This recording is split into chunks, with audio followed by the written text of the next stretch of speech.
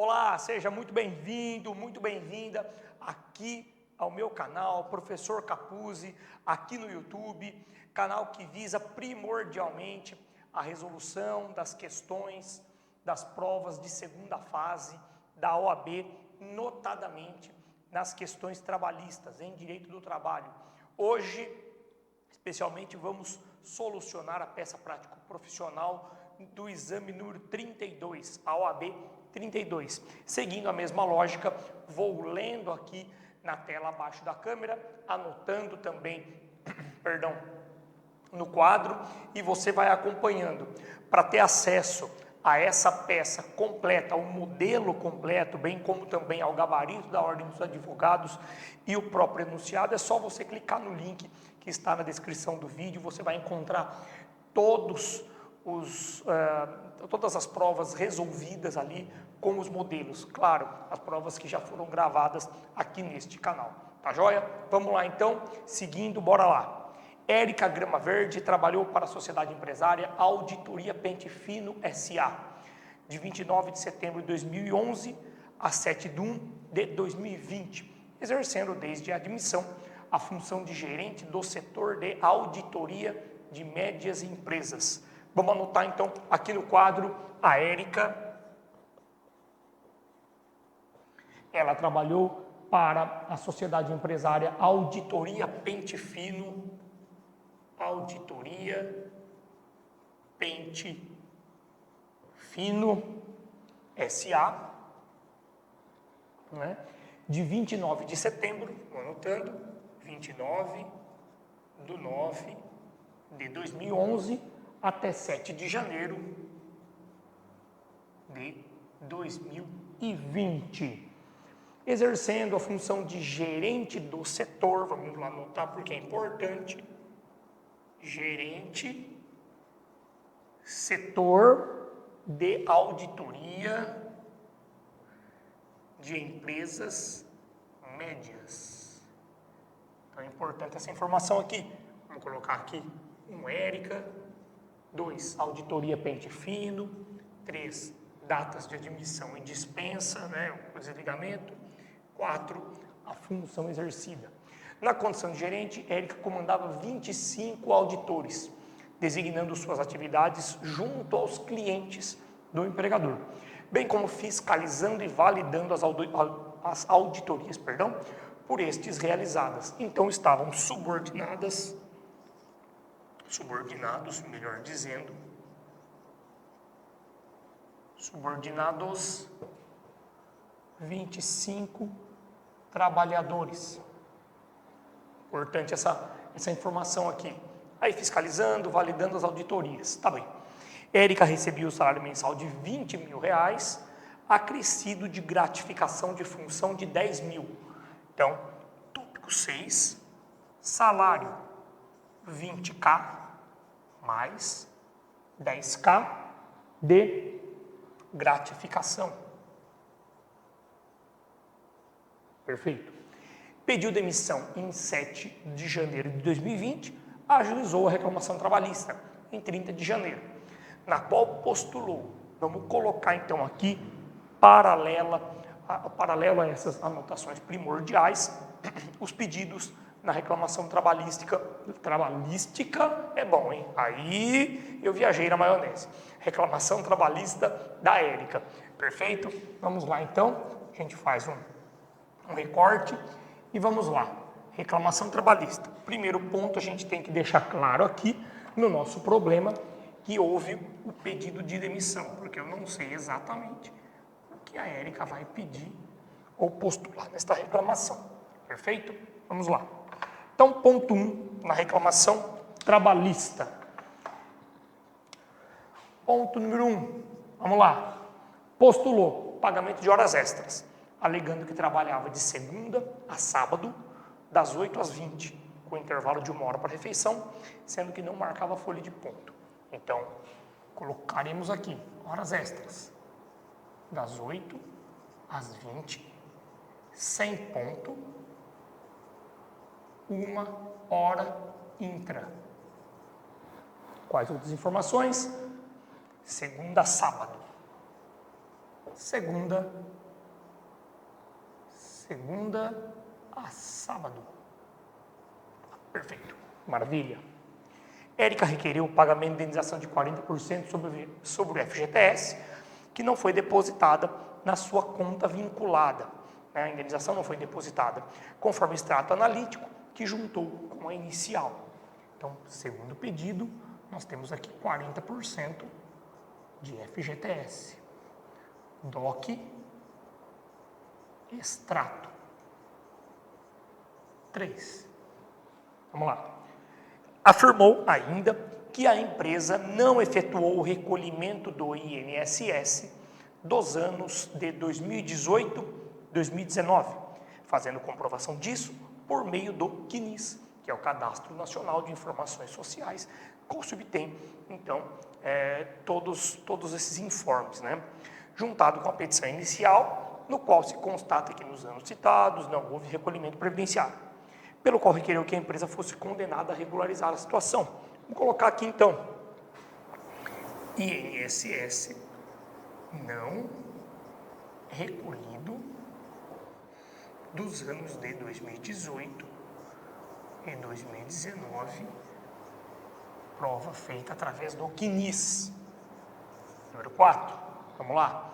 Ele que explicou e comprovou com os contra-cheques que, a partir de 2018, passou a receber prêmios em pecúnia, em valores variados, pelo que requereu a integração desse valor, ou melhor, do valor desses prêmios na sua remuneração, com reflexo das demais verbas salariais e rescisórias, inclusive FGTS, e o pagamento das diferenças daí decorrentes. Bom, nós temos então aqui prêmio.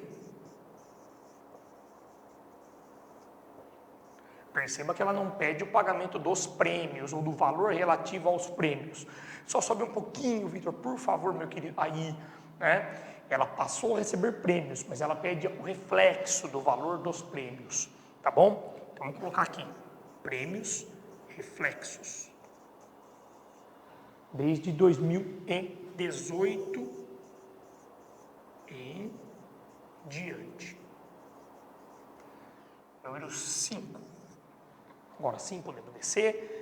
Érica informou que desde o início do seu contrato realizava as mesmas atividades que Silvana Céu Azul, outra gerente do setor de auditoria de médias empresas. Perceba então, aqui, veja só, meu querido e minha querida que me acompanha, a função, pelo menos narrada, é a mesma.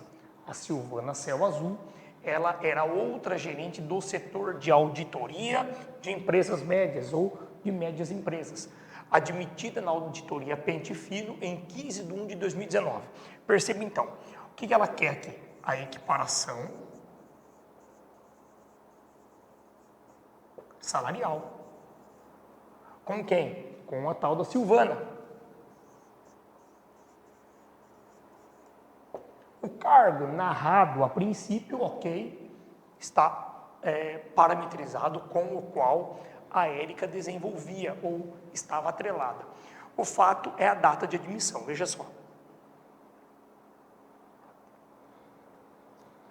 A Silvana, ela foi admitida em admissão 15 de janeiro de 2009. E a Érica, 29 de setembro de 2011. Calma que depois a gente volta, tá? Estou parametrizando aqui para facilitar a situação. Já na função de gerente, mas que ganhava salário 10% superior ao da reclamante, conforme contra-cheques que foram juntados com a petição inicial, e evidenciam o salário superior da modelo. A modelo é a paradigma, né? Então vamos colocar aqui que a Silvana ganhava 10% a mais. Tá bom? Vamos lá. Uma vez que as atividades de Érica eram desenvolvidas em prédio da sociedade empresária, localizado ao lado de uma comunidade muito violenta, tendo a empregada ouvido diversas vezes disparos de armas de fogo e assistido da janela de sua sala de trabalho a várias operações policiais que combatiam o tráfico de drogas no local, requeriu o pagamento do adicional de periculosidade. Então, vamos colocar aqui 6. Adicional periculosidade. Vamos colocar, entre aspas, região violenta. Certo? 7. Por fim, terminar, Érica requeriu o pagamento de honorários de 20% sobre o valor da condenação, conforme 85, parágrafo 2º do Código de Processo Civil. Tá. Honorários advocatícios, 20% nos termos do CPC. 8º, diante dessa situação, você como advogado da sociedade empresária, portanto, então, da reclamada, não é? Deve elaborar a peça processual adequada à defesa dos interesses do seu cliente, que é, naturalmente, a Auditoria Pente Fino S.A., sabendo que a demanda foi proposta perante a 200ª Vara do Trabalho de São Paulo. Sob o número, então, só anotar 0101010 50 2020. 50? 50. 2020 e por aí vai, tá? Perfeito. Bom, vamos lá então. Aqui, para descobrir ou para identificar, melhor dizendo, a peça processual que você deveria elaborar, não me parece que há grande dificuldade. Nós temos a narrativa de que a Érica realizou diversos pedidos em uma reclamação trabalhista, todos eles estão parametrizados aqui, e naturalmente a peça de combate, vamos dizer assim, não é? Contra ou em face de uma petição inicial de uma reclamação trabalhista, naturalmente é a contestação, é a peça, com todas as aspas, de defesa da reclamada. De modo, então, que me parece bem tranquila essa identificação, essa descoberta da peça. Você deveria, então, elaborar uma contestação no exame número 32 da OAB, tá bom? Vamos, então, fazer a digressão através do gabarito. Eu vou fazendo alguns apontamentos, lendo também os dispositivos normativos que tenham correlação com a resolução deste problema aqui. Começando, então, o que você tem no gabarito do exame da ordem?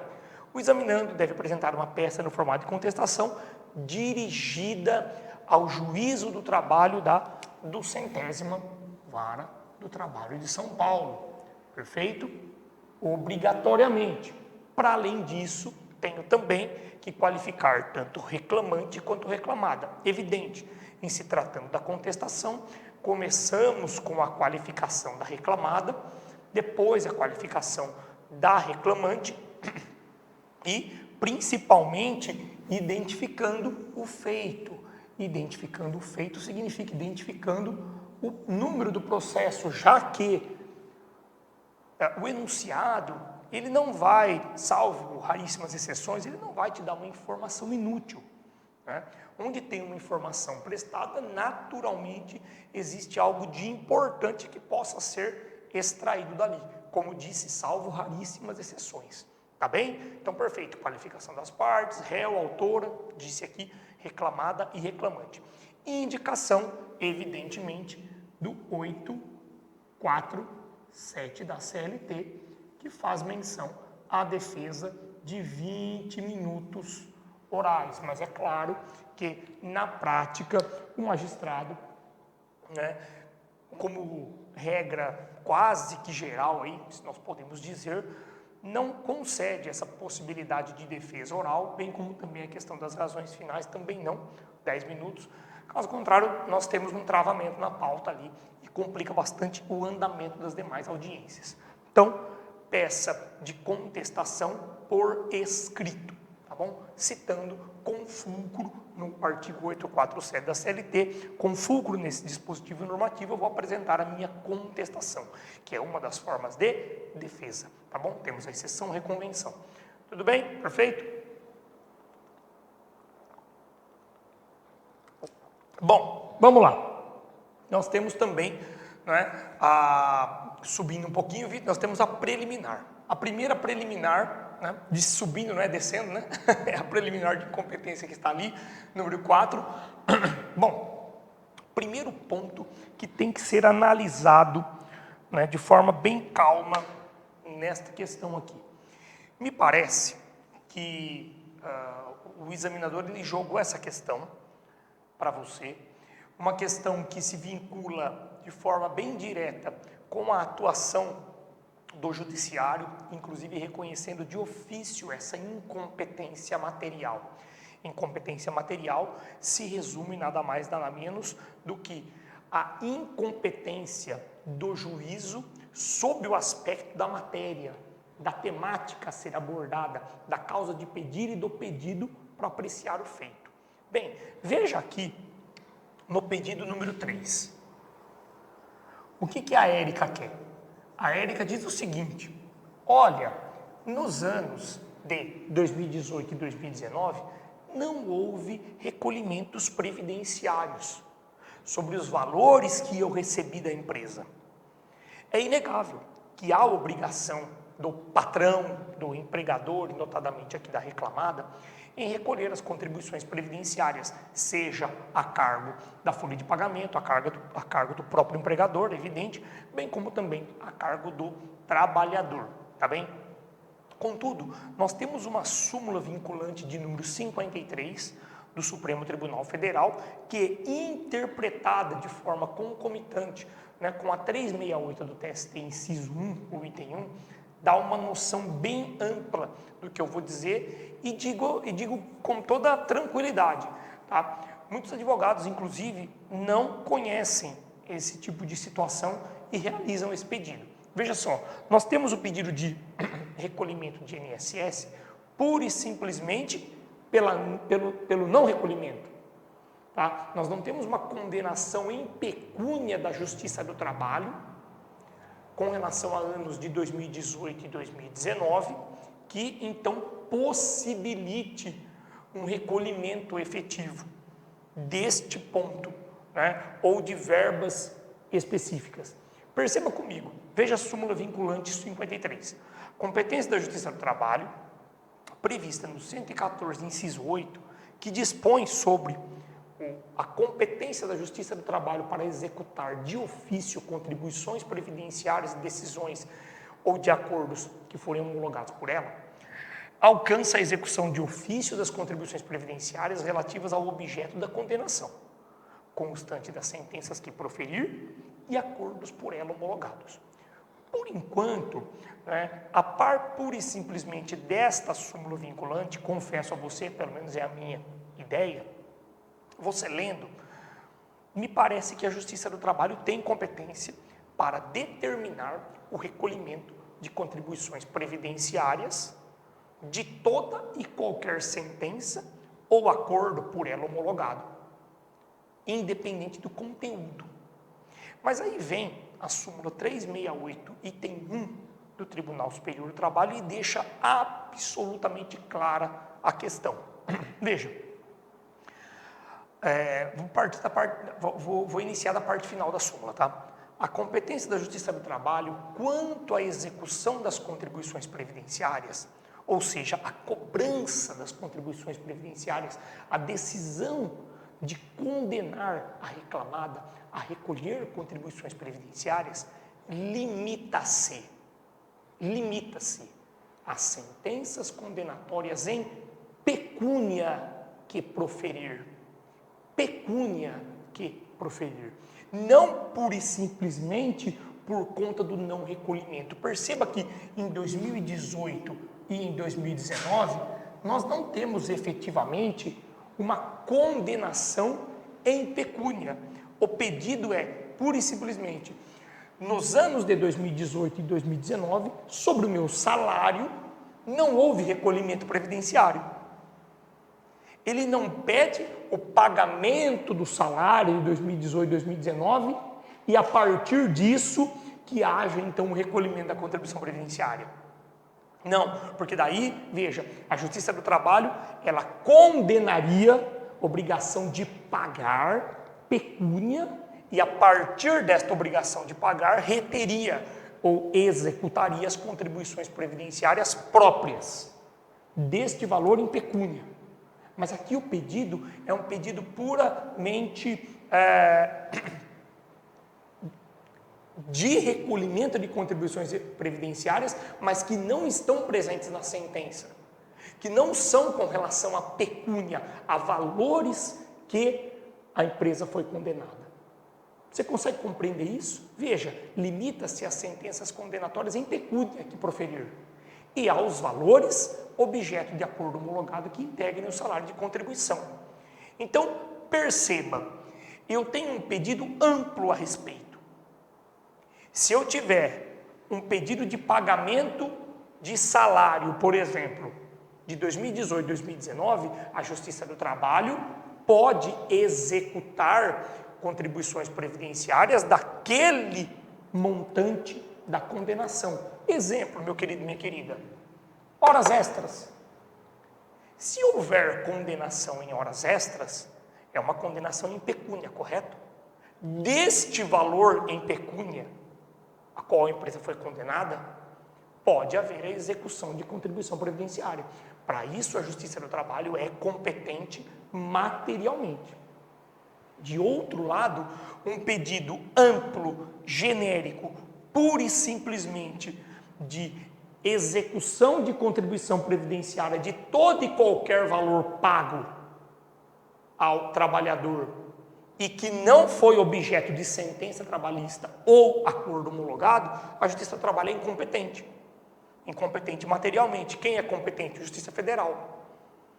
Tudo bem? Então veja, nesse aspecto, se você for pela súmula 53, vinculante 53 do Supremo Tribunal Federal e pela súmula 368 item 1 do Tribunal Superior do Trabalho, você vai postular enquanto reclamada a incompetência material da Justiça do Trabalho no particular, pretendendo a extinção do processo sem resolução do mérito. Perfeito? Tudo bem? Ok? Diante da competência notória da Justiça Federal, artigo 109, inciso 1 da Constituição Federal. Perfeito? Então, este ponto aqui, nós matamos na preliminar. Você vai ter o modelo perfeito aqui, ou melhor, você tem o modelo perfeitinho aqui, clicando na descrição do vídeo. Ok? Vamos lá. Posteriormente à preliminar, que antecede o mérito, o que é o mérito? Horas extras, 40% de FGTS, prêmios, equiparação salarial, periculosidade. Esse é o mérito da causa. É o que efetivamente vai ser apreciado, vai ser fruto de apreciação de debate judicial em si. Não são questões processuais, pura e simplesmente, são questões de direito material. Bom, depois da preliminar de incompetência material da Justiça do Trabalho, temos a prejudicial de mérito. Prejudicial de mérito, que notadamente, especialmente, nós temos como exemplo a prescrição, que é a perda da pretensão de exigir algo. Então, exigir o quê? Obrigação de fazer, não fazer, pagar, dar e entregar. Perda da pretensão. Não é a perda do direito pura e simplesmente, não dá para explicar aqui. Posteriormente, a gente pode gravar um vídeo a respeito. Mas é a perda da pretensão de exigir. A pretensão, a exigibilidade. Tá bom? Bom, veja lá. Prescrição de mérito parcial. Para haver declarado prescrito todo e qualquer direito ou suposto direito anterior a 30 de 1 de 2015. Por quê? Você vai avaliar que a reclamação trabalhista ela foi ajuizada em 30 de 1 de 2020. Considerando essa perspectiva, nós temos a prescrição bienal, que é a partir da data da efetiva rescisão do contrato, vamos imaginar aqui 7 de 1 de 2020, para frente. Então, teremos 7 de 1 de 2022 a prescrição bienal, é o prazo máximo para ajuizar a reclamação trabalhista. E respeitado esse biênio prescricional, nós temos a partir da data do ajuizamento, retroagiremos ou retroagimos 5 anos, que é o que pode ser pleiteado. Então, 30 de janeiro de 2020, a ação foi ajuizada.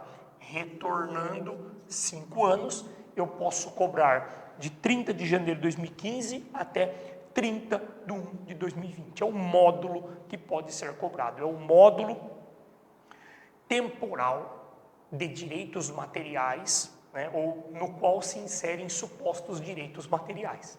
Portanto, eu vou lá pelo artigo 7º, inciso 29 da Constituição Federal, que fala exatamente isso, combinado com o artigo 11 da CLT, bem como também nós temos uma súmula 308, item 1 do Tribunal Superior do Trabalho, está tudo no seu modelo aí, perfeito?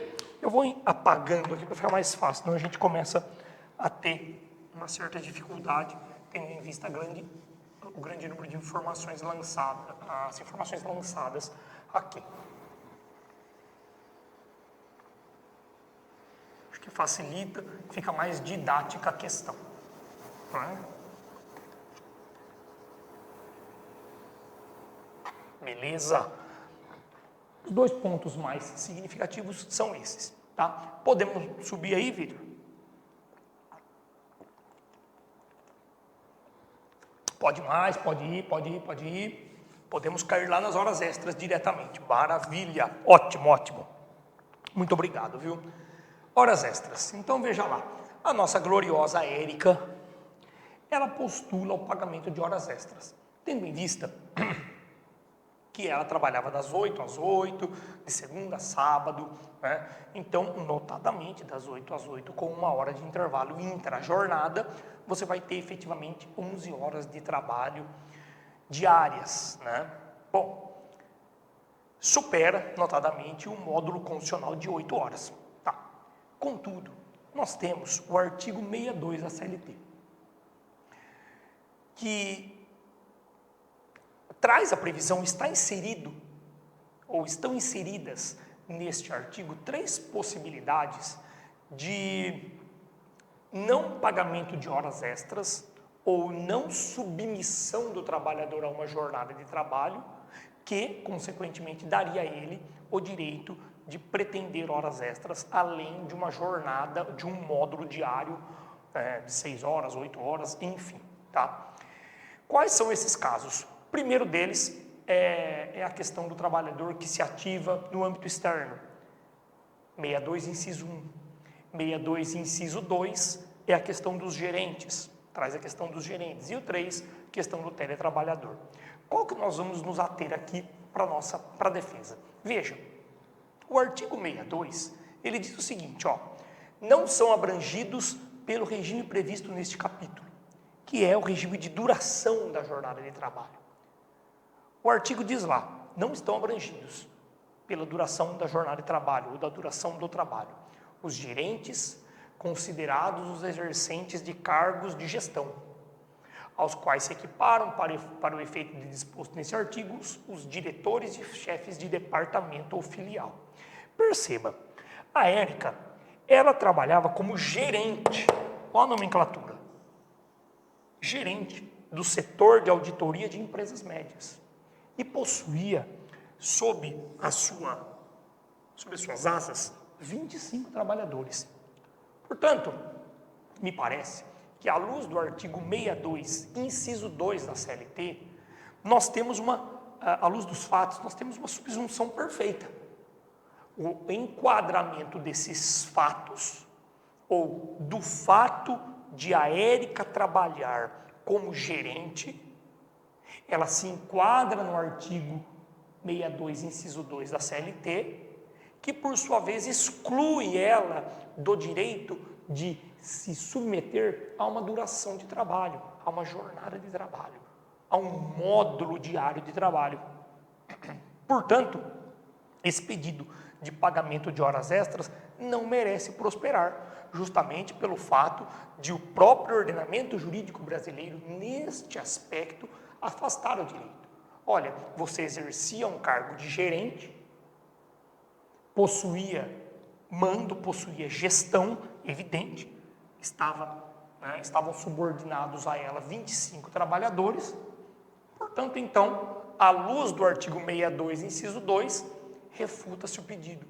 A Érica estava enquadrada nessa exceção do ordenamento jurídico brasileiro, de modo que, então, o pedido é improcedente. Perfeito? Esta é a alegação que deve ser levada a efeito por você, tá?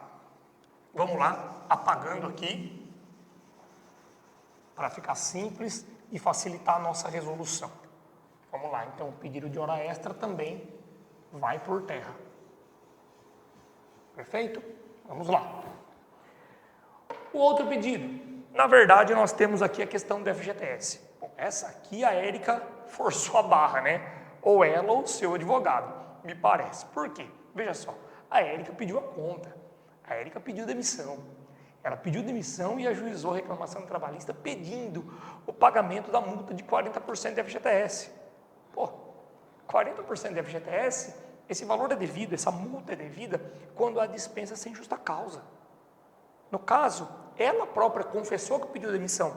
Se ela pediu demissão, ela não tem direito ao pagamento da multa de 40% do FGTS. Está na lei do FGTS. Olha lá, ó, 18, parágrafo 1º. Olha lá, ó, na hipótese de despedida pelo empregador sem justa causa, depositará este, quem é este empregador, na conta vinculada do trabalhador, importância igual a 40% do montante de todos os depósitos vinculados. Pronto. Então dispensa sem justa causa, não pedido de demissão. Pensa sempre assim, pedido de demissão é pede para sair 01. Lembra lá do BOP, pediu para sair, não vai ter direito a 40% da multa. Foi dispensado, tem direito a 40% da multa. Então, pura e simplesmente, citando o artigo 18, parágrafo 1º da Lei 8.036/90, que é a lei do FGTS, você soluciona a questão. Matou aqui, tá bom? Vamos lá. Aqui. Fechou? Bora lá. Outro pleito da Érica, também que é forçado, à luz, pragmaticamente, da legislação. Claro que você tem construção doutrinária, construção jurisprudencial a respeito. Mas para fins da prova da OAB, nós temos que nos ater, você que vai prestar o exame, você tem que se ater àquilo que o dispositivo legal, o dispositivo normativo traz. Seja ele uma legislação, seja uma súmula, seja uma OJ do TST, seja uma súmula vinculante do Supremo Tribunal Federal, não posicionamento jurisprudencial amplo e, vamos imaginar assim, eu posso até dizer, de forma ampla e jogada, sem uma normatização a respeito. Até porque, em eventual recurso, a OAB não consegue, né, afastar a sua impugnação se o espelho de prova estiver baseado em uma jurisprudência aleatória, ainda que seja majoritária, mas aleatória, sem um dispositivo normativo que ampare a pretensão. Então veja, o que ela pede lá? Ela quer a integração dos valores relacionados a prêmios nas demais verbas que ela recebia.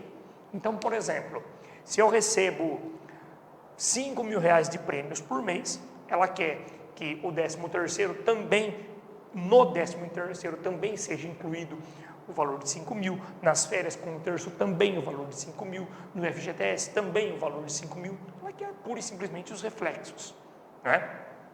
Só que nós temos lá no artigo 457, parágrafo 2º, advindo com a reforma trabalhista, uma previsão específica.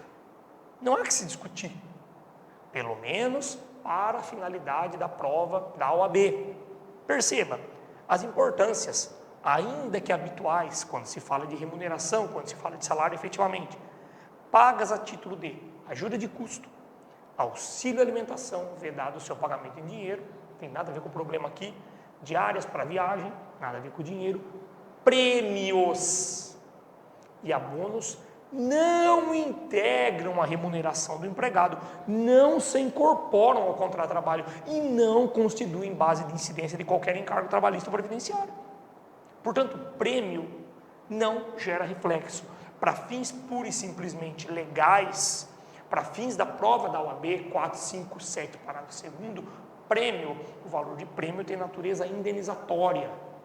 Tendo natureza indenizatória eu te pago 5 mil e não tem nenhum reflexo a respeito. Ah, mas se não for prêmio, se for uma verba dissimulada, nós não estamos falando disso aqui. Não estamos falando disso. Pura e simplesmente, eu recebi a prêmio, eu quero reflexos. De 2018 para frente. Tá? Perfeito. Você não vai ter direito.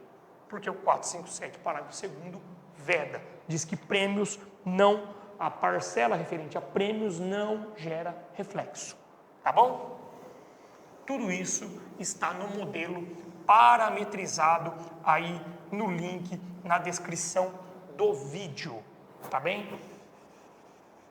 Vamos limpando aqui a tela, até a gente chegar ao fim. Bem, acho que é só isso, vamos lá. A equiparação salarial, que falta aqui, equiparação e periculosidade. Bom, equiparação salarial nós temos diversos requisitos a respeito. Para fins de fluidez da nossa solução, eu vou direto ao ponto. Eu não vou tratar com você dos requisitos da equiparação salarial. Isso não é o objeto aqui, tá bom? Veja o que a OAB diz de forma literal. E também está muito simples a resolução. Indevido ou indevida a equiparação, porque a modelo, quem que é a modelo? Já paguei, né? Viajei da maionese. Ah, não. A modelo, que é a Silvana, né? Que é o espelho, tem mais de 2 anos na função, não implementando essa condição legal. 461, parágrafo 1º da CLT. Bom, que são mais de 2 anos na função. Perceba que, à luz da narrativa da própria Érica, ambas realmente exercem a mesma função.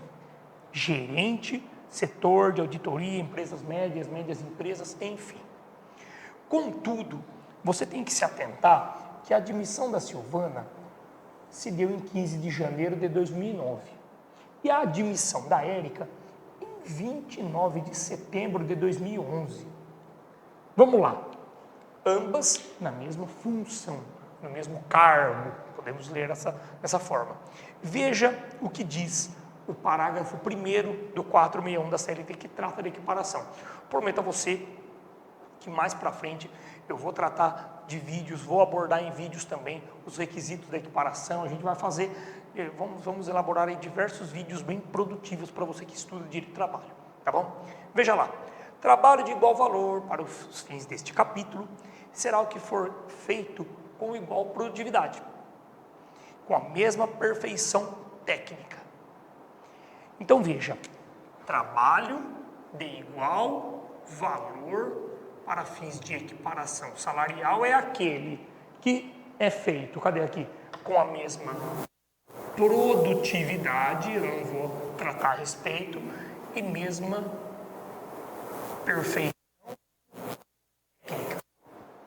E também considere, veja, entre pessoas cuja diferença de tempo de serviço, tempo de casa, para o mesmo empregador não seja superior a 4 anos, não se relaciona com o caso aqui, né? Porque na verdade tempo de casa há 4 anos, uma entrou em 2009, outra em 2011, mas veja, e a diferença de tempo na função não seja superior a 2 anos. Significa o quê? Se a Silvana está na função, no cargo, há mais de 2 anos que a Érica, essa equiparação não pode ser implementada. Significa que é justificável, sob o ponto de vista estritamente legal, que a nossa gloriosa Silvana ganhe 10% a mais. Por quê? Porque faz mais de 2 anos que ela exerce a mesma função. Resumindo, se eu entro hoje para trabalhar, trabalho 2 anos e 2 dias. O fulano vai lá e contrata o Vitor para trabalhar na mesma função. Eu posso ganhar mais que o Vitor? Posso. Ah, mas o Vitor trabalha com a mesma produtividade, com a mesma profissão técnica, blá blá blá, mesmo empregador. Tá bom. O tempo na função é superior a 2 anos? É. Acabou. Está resolvida a situação, está justificada, entre aspas, a discriminação salarial. Beleza? Tranquilo? Então, citando 461, parágrafo 1º, você vai pedir naturalmente a improcedência do pleito de equiparação salarial. Tá bom? Vamos lá. Vamos lá. Veja só, quando nós falávamos, quando eu abordei, acabou passando aqui, tá, minha gente? Mas quando eu abordei, veja só, a questão do 62, né, do fato de a Érica exercer a função de gerente e ela ter subordinados e ela efetivamente ter esse poder de gestão, esse poder de mando, faz todo sentido, enquadra-se no 62 de fato. Contudo, faltou só eu falar com você um pequeno porém, né? Como eu deixei para cá a anotação, acabou passando e eu acabei me esquecendo. Mas veja lá, o parágrafo único do 62 diz o seguinte: o regime previsto neste capítulo será aplicável aos empregados mencionados no inciso 2, que são os gerentes, tá? Quando o salário do cargo de confiança, compreendendo a gratificação de função, se houver, for inferior ao valor do respectivo salário efetivo, acrescido de 40%. Veja só, nós já temos, efetivamente, a Érica ganhava 20, Érica recebia salário mensal de 20 mil reais, acrescido de gratificação de função de 10 mil reais. Perceba, voltando então, agora sim, lá para o Google Chrome, faça favor, Vitor, vamos lá, beleza, voltando para o Google Chrome, veja só,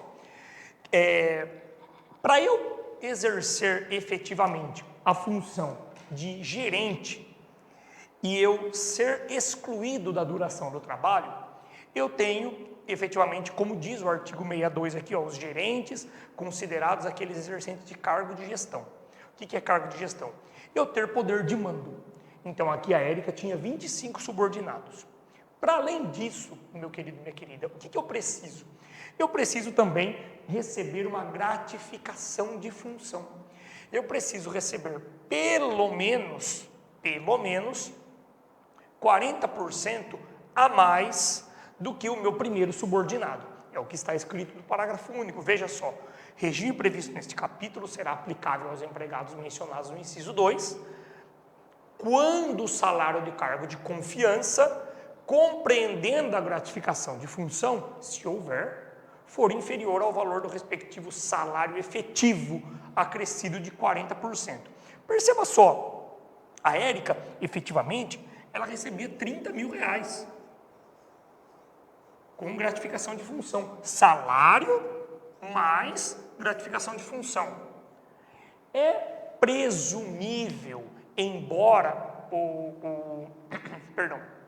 embora o problema, o enunciado não diga efetivamente isso, é presumível que ela ganhe 40% a mais do que o seu subordinado, o primeiro subordinado, o salário efetivo, né?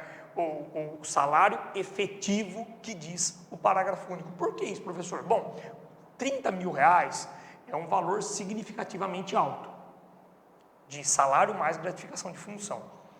Dificilmente você vai ter um subordinado, como primeiro subordinado, ganhando aí, que seja, talvez, 15 mil reais.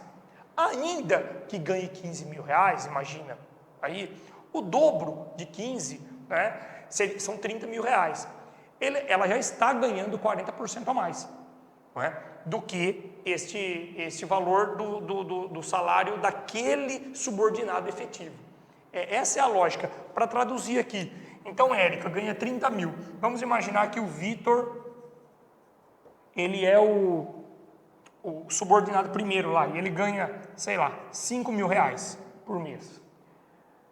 A Érica, para se enquadrar no 62, inciso 2, deve ter poder de mando e gestão e também receber pelo menos 40% a mais que o Vitor. 40% de 5 mil, você vai ter 500, 1.000, 1.500, 2 mil reais. Ela precisa ganhar pelo menos aí 7 mil reais para se enquadrar no 62, inciso 2. No caso, ela já ganha 30, R$ 1.000 por mês, que é um valor bem significativo. Então, veja você, ainda que o subordinado dela ganhe 20 mil, 40% de 20 vai pegar 22, 24, 26, 28. Ainda assim, ainda que o subordinado dela ganhe R$ 20.000, ela está acima, ela se enquadra como gerente. Ela se enquadra no 62, inciso 2. É esse ponto que faltou eu abordar. Peço desculpa a você, tá? Mas estou abordando aqui. Então veja, até pela proporção do salário, um valor bem expressivo, 30 mil, é presumível que ela ganhe efetivamente 40% a mais do que o seu subordinado. Tá bom? Esta é a lógica que faltou ser abordada, mas está aqui resolvida. Embora, confesso para você, veja só, a OAB não fala efetivamente quanto que o subordinado da Érica ganha. Você ganha ou ganhar, você tem que partir ali de uma presunção. Pelo menos é a minha visão enquanto professor aqui, tá bom? Veja só, a Érica aqui também forçou a barra, né? Pediu o pagamento do adicional de periculosidade, dizendo, olha, eu assistia ali a algumas operações e, enfim, era uma região muito violenta, então do meu posto de trabalho eu via essa violência, enfim.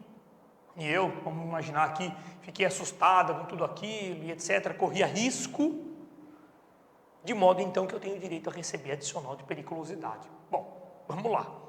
Você vai lá no artigo 193 da CLT e ele vai dizer quem tem direito à periculosidade ou não. É uma previsão estritamente legal. Não tem para onde fugir, não tem como tergiversar. Baixa só um pouquinho, Vitor, por favor. Aí, vamos ler. Ah, tá. Perfeito. Já dá para entender aqui já. Veja só, o 193, ele diz, com relação à violência, tem direito adicional de periculosidade o trabalhador que é exposto a roubo ou qualquer espécie de violência física. Roubo ou qualquer espécie de violência física. Me parece aqui que essa violência a que faz menção a Érica, me parece, é uma violência puramente emocional ou moral ou, enfim, de qualquer natureza, menos física. Até porque ela não trabalha como vigilante. Se você for se aprofundar no estudo aqui da jurisprudência do TST, você vai ver que apenas o vigilante, né, recebe o adicional de periculosidade e não o vigia em si. Há uma distinção entre ambos. Mas aqui é só um spoiler porque nós não temos esse questionamento aqui no problema. Veja, então não tem violência física. Se você vê a resolução da OAB, sobe só um pouquinho, Vitor, por favor. Aí, ó, veja lá, indevida periculosidade, porque a situação retratada na petição inicial não autoriza tecnicamente o pagamento do adicional. A OAB vai bem genérica, olha, não se enquadra no 193. Eu iria muito mais, de forma muito mais profunda, para dizer para o examinador, olha, não tem roubo e não tem violência física. Muito menos a Érica trabalha como vigilante ou com qualquer tipo de serviço ou função que dê aso a ela um risco de violência física. Não tem o menor cabimento esse pedido, de modo que improcede ele. Tá? E para finalizar, nós temos então a questão dos honorários advocatícios. A Érica também pediu o pagamento de honorários advocatícios sucumbenciais no valor de 20%. Ora, está diametralmente oposto ao que prevê o 791A da CLT, que prevê de 5 a 15. Então, portanto, se houver condenação, os honorários sucumbenciais a serem fixados pelo juízo devem ser no montante de 5% a 15% e não 20%, porque o CPC não se aplica aqui, tendo em vista que a CLT tem norma própria. Não posso invocar o 769 para trazer o artigo 85, salvo engano, do Código de Processo Civil aqui, porque a CLT tem norma própria, pura e simplesmente. Tá bom? Aí depois, baixando o Vitor, só para terminar, temos o encerramento, a renovação, né, da preliminar de incompetência, a renovação naturalmente do prejudicial de prescrição e o requerimento de improcedência de todos os pedidos do autor e indicação das provas de modo genérico que devem ser produzidas, pede deferimento, etc, etc. Tudo isso você tem no modelo, tá bom? Pessoal, meu querido que me acompanha, Eu peço novamente escusas aqui por essa pequena confusão, né? Ficou aqui do lado, a informação acabou passando, tá? Então, eu espero que você tenha gostado do vídeo. Estou aqui com muito amor, com muita paixão, realizando essas gravações para que você possa ter um melhor aproveitamento no exame da segunda fase da Ordem dos Advogados, notadamente na área de direito do trabalho. Tá bom? Se você deseja um contato direto comigo, pode me mandar um direct lá no Instagram, @professor Capuzzi, e a gente vai conversando. Tá bom? Muito obrigado. Desejo realmente que Jesus Cristo esteja no seu coração. Muito obrigado também à VP Produtora por tudo aí. Um abraço, um beijo. Tchau.